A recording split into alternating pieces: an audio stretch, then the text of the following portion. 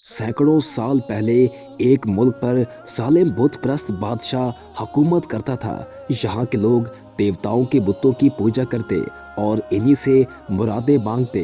वहाँ के बादशाह ने ये कानून बना दिया कि जो कोई बुतों की पूजा ना करे उसे कत्ल कर दिया जाए।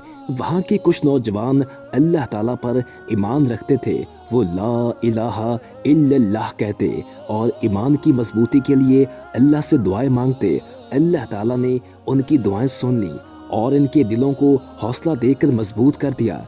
जब बादशाह को इस ऐलान की खबर मिली तो इसने इन नौजवानों को बुलाकर धमकी दी कि बुत परस्त बन जाओ वरना कत्ल करा दूंगा। वो नौजवान अपने ईमान पर कायम रहे और जान बचाने के लिए शहर से निकल गए। इनका कुत्ता भी इनके साथ चल पड़ा। वो एक गार में जाकर छुप गए और अल्लाह ताला ने इनकी दुआएं कबूल कर ली।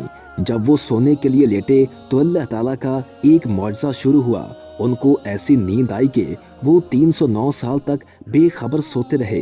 इस नींद के दौरान अल्लाह ताला ने हर खतरे से इनकी हिफाजत की। जब वो जागे तो इन्हें ऐसा लगा जैसे वो थोड़ी देर ही सोए हैं। उन्हें भूख लग रही थी। एक नौजवान खाना खरीदने के लिए छुपते छुपाते शहर आया। उसे शहर का माहौल बहुत अजीब लगा। सारी इमारतें और बाजार बदल चुके थे। सब लोग अजनबी थे।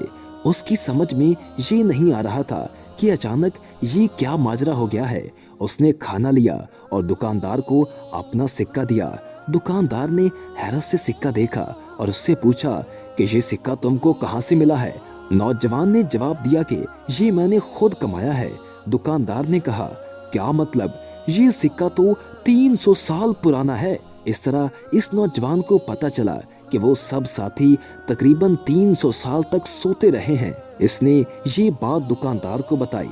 थोड़ी देर में ये खबर सारे शहर में फैल गई और बादशाह को भी मिल गई। इस वक्त वहाँ जो बादशाह था वो अल्लाह ताला पर ईमान ला चुका था। वो सब नौजवानों से जाकर मिला और उनकी बहुत इज्जत की।